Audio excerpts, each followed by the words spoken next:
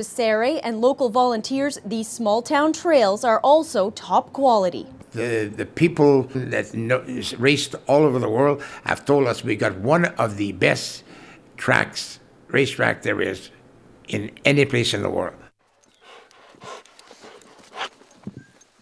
These sleek racing dogs are world travelers competing from Alaska to Finland. Some people think Huskies make the best and perhaps the only kind of sled dog, but it actually takes all kinds of dogs to race in all sorts of races, like Boris. He's part Alaskan Husky and he's part German Shorthair Pointer. In fact, Lou Saray even developed his own breed. In Europe, they have those German Shorthair claws. They call them Eurohounds. Mine was my breed, so I call them Lurehounds. He uses a variety of breeds now, and that's what you'll see this weekend. Some of the fittest dogs on earth with energy to spare and a hunger for meaty rewards. Lynn Bullock, CTV News, Marks Day Warren. He hikes from tree to tree, emptying small cups of latex sap. At the end of the day, the product is weighed and ready for processing.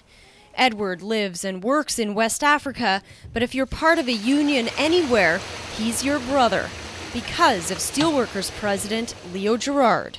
One of the things I had recognized is that every time we were in a very tough labor dispute, it was generally with a multinational company. Always a large part of their operation was outside of Canada or outside of the United States. It was a tough lesson learned in the mid-90s during a labor dispute in the U.S. between tire giant Bridgestone Firestone and the steelworkers.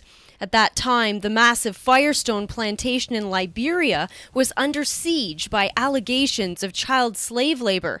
Current Liberian union leaders say workers have been abused by Firestone for decades. They had everything to their advantage.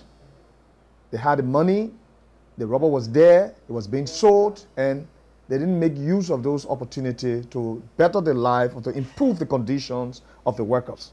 Firestone took a beating during the Civil War that ended in 2003, but its next challenge came from employees who fought to elect an independent union for the first time in company history. They were certified this summer, unionizing 4,000 Firestone workers, with the steelworkers standing by. Previously, we had master-slave relations. But we fought hard now, we have employer-worker relations now. The life is not yet altogether correct for us as workers. No, but we thank God for the leadership, the union, that just took over. For Gerard, Liberia was a big success, but a small piece of a global strategy. The steelworkers are now part of Workers Uniting, the world's first global union, boasting 3.2 million members. It's kind of reversing the race to the bottom that we're seeing some of these big companies, going to the cheapest wages, the places where the working conditions aren't protected in terms of health and safety, where there's environmental damage being done. And what Leo is saying, and the steelworkers are doing, is helping workers elsewhere to fight back. Back in Liberia, Edwards' collective agreement expires December 31st.